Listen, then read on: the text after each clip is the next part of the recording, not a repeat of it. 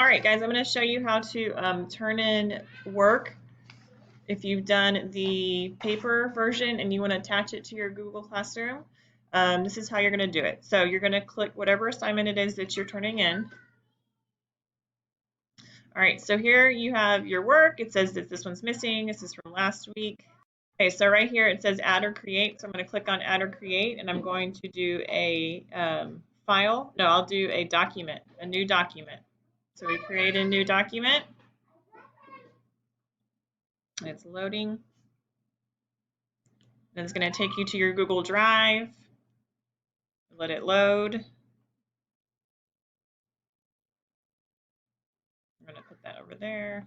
All right, so here it has a blank Google document for me. So what I'm going to do is I'm going to go to Insert, and I'm going to do Image, and I'm going to come down here to where it says Camera. And see, there's me today. And I'm going to hold up my assignment, take a picture, and then I'm going to insert it.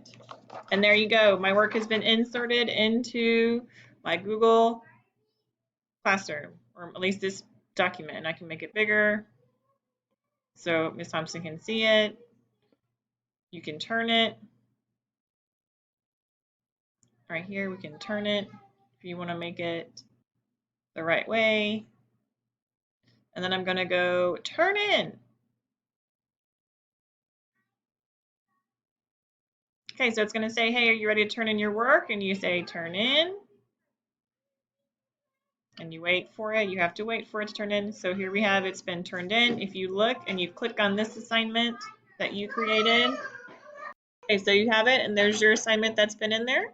So you can close it out, and notice it says unsubmit, but it's been turned in. So that is a way that you can turn in your assignments. If you are able to do our Zoom meetings, then you are able to take a picture of your work and attach it to your Google Classroom. So that's just the way that you do it on the computer.